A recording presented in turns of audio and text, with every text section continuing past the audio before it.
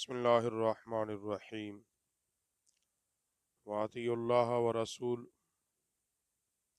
قال اللہ تبارک و تعالی بسم اللہ الرحمن الرحیم وآمنوا باللہ ورسولہ۔ اللہ رب العالمین نے قرآن پاک میں جہاں بھی ایمان، اتباع اور اطاعت کا حکم دیا، اپنے ساتھ ساتھ نبی رحمت علیہ الصلاۃ والسلام پر ایمان لانے کو لازم قرار دیا۔ اس طرح قرآن پاک میں اللہ نے فرمایا وَأَطِیعُوا اللَّهَ وَرَسُولَهُ، اللہ اور اس کے رسول کی اطاعت کرو، یعنی فرما برداری اللہ اور اس کے رسول کی کرو۔ اور جب ایمان کی باری آئی تو فرمایا وَآمِنُوا بِاللَّهِ وَرَسُولِهِ، ایمان لاؤ اللہ اور اس کے رسول صلی اللہ علیہ وسلم پر۔ پچھلے درس میں یہ بات ہوئی کہ اس وقت تک میرا اور آپ کا ایمان بھی اللہ کے ہاں قابل قبول نہیں کہ جب تک نبی رحمت صلی اللہ علیہ وسلم کا ذکر خیر اور آپ کی ذات والا صفات کو نہ مان لیا جائے۔ حضرت حذیفہ پاک بیان کرتے ہیں کہ نبی رحمت صلی اللہ علیہ وسلم اللہ کی بارگاہ میں عاجزی اور اس بارگاہ کا ادب سکھاتے ہوئے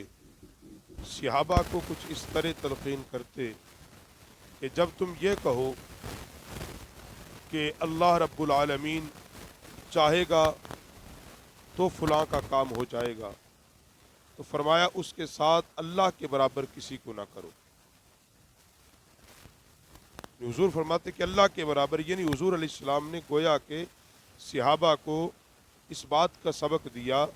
کہ کہیں مجھے بھی اللہ کے برابر نہ کر دے،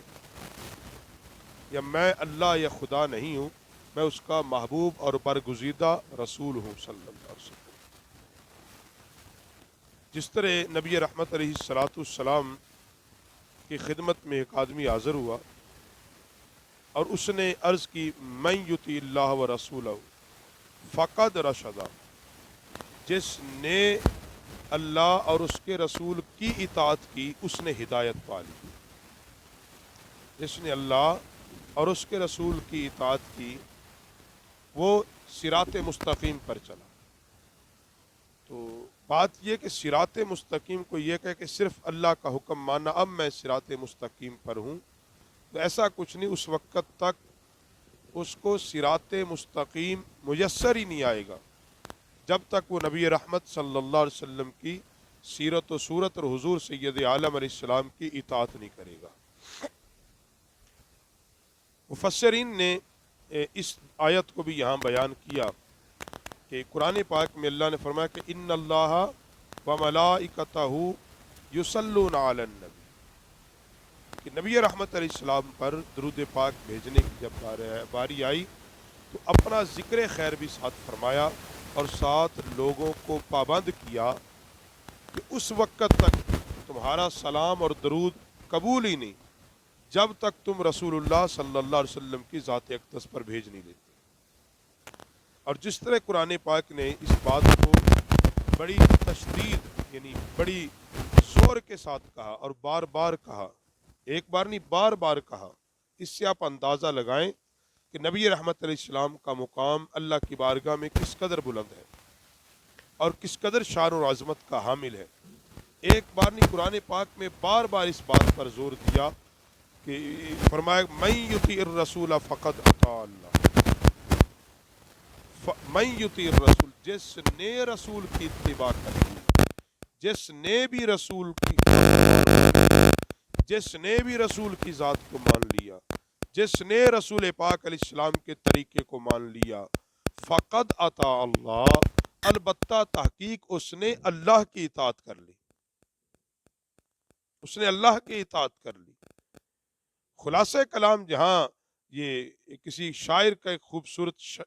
شعر ہے جس کا خلاصہ یہ ہے کہ نمازیں، روزے، حج، زکوٰۃ سارا کچھ ٹھیک ہے،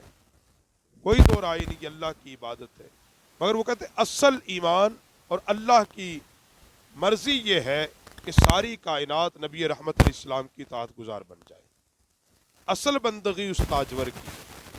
اصل ایمان یہ ہے کہ حضور صلی اللہ علیہ وسلم کی اتباع اور حضور سید عالم سے محبت کی جائے۔ اللہ کی منشا اصل یہ ہے۔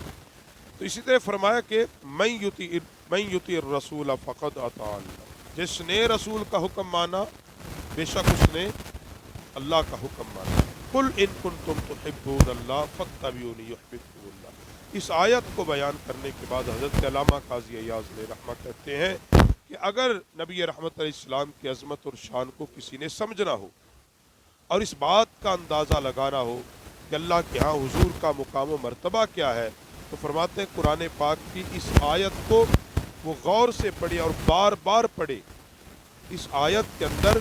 اللہ نے ہزار رازوں کو پوشیدہ رکھا اور وہ ہر راز نبی رحمت علیہ السلام کی محبت کی طرف کھلے گا۔ یعنی فرمایا قل ان کنتم تحبون اللہ، اے محبوب تم فرما دو اگر اللہ کو دوست رکھتے ہو، اگر اللہ کو، یعنی جو بندہ یہ دعویٰ کرے کہ میں اللہ سے محبت کرتا ہوں، کوئی بھی وہ یہ کہ میں اللہ سے محبت کرتا ہوں، اللہ کی اتباع کرتا ہوں، اللہ میرا دوست ہے، میں اللہ کے قریب ہونا چاہتا ہوں، میں اللہ کے قریب ہوں، تو کیا کہ فاتبعونی، اعلان کر دو کہ تم سارے میری تابعداری کرنا شروع کرو، میری اتباع کرو۔ یعنی جس کا دعویٰ یہ ہو کہ میں اللہ سے محبت کرتا ہوں، وہ لازمی بات ہے وہ رسول اللہ سے پیار کرے گا، اور جو رسول اعظم صلی اللہ علیہ وسلم سے پیار نہیں کرتا، وہ اگر دعویٰ محبت خداوند کرے گا تو اس کا دعویٰ ہی غلط ہے، یہ اس کا دعویٰ ہی قابل قبول نہیں ہے۔ لیکن اس محبت میں کیا فرمایا حضرت علامہ شیخ قاضی نے، کہا کہ وہ محبت اللہ کے برابر نہیں، یہ محبت میں ضرور احتیاط رکھی، محبت اللہ کے برابر نہ ہو۔ یعنی وہ کیا ہے، جس طرح حضرت امام بصیری علیہ رحمہ نے لکھا ہے کہ نبی رحمت صلی اللہ علیہ وسلم کی عظمت اور شان میں ہر وہ بات کہو جو ان کی شان کو بڑھا سکتی ہے، ماں سوا دو باتوں کی، ایک رسول اللہ کو خدا نہ کہو، دوسرا خدا کا بیٹا نہ کہو۔ یہ دو باتیں حضور کے لیے نہ کہو، خدا نہ کہو اور خدا کا بیٹا نہ کہو۔ باقی حضور کی عزت و عظمت اور شان و رفعت کے لیے۔ تو فرمایا کہ یہاں بھی فاتبعونی، جب تم میری اتباع کرو گے، میری فرما برداری کرو گے تو ہوگا کیا، یحببکم اللہ، جب تم حبیب سے محبت کرو گے تو اللہ خود رب ہو کر تم سے محبت فرمائے گا۔ اگر کوئی یہ چاہتا کہ اللہ مجھ سے محبت کرے، اللہ مجھ سے محبت کرے، تو اس کا نسخہ یہ ہے کہ ہم جب اس کے حبیب سے محبت کریں گے تو اللہ بھی ہم سے محبت فرمائے گا۔ تو اللہ کی منشا اور محبت کی ہے، تو حضور علیہ الصلوۃ والسلام، کیونکہ مرکز ایمان حضور کی ذات ہے، یہ بات یاد رکھو، یہ طے ہے، اس میں کوئی اختلاف نہیں ہے۔ حضور علیہ الصلوۃ والسلام کو چھوڑ کر کوئی سمجھے میں صاحب ایمان ہوں، اس کا دعویٰ غلط ہے، اور کوئی یہ سمجھے حضور علیہ السلام کی محبت کے بغیر بس اتنا مانتا ہوں کہ وہ اللہ کے نبی ہے، بس ٹھیک ہے، اور اس کی محبت کے بغیر وہ سمجھے میں اللہ کی محبت کو پالوں گا، وہ جھوٹا ہے، اس کا دعویٰ غلط ہے، اس کا دعویٰ جھوٹ ہے۔ حضور کی محبت اور حضور کی اتباع اور حضور کی تابعداری کے بغیر اللہ کا قرب اور اللہ کی رضا اس کو مل ہی نہیں سکتی۔ اللہ رب العالمین ہمیں نبی رحمت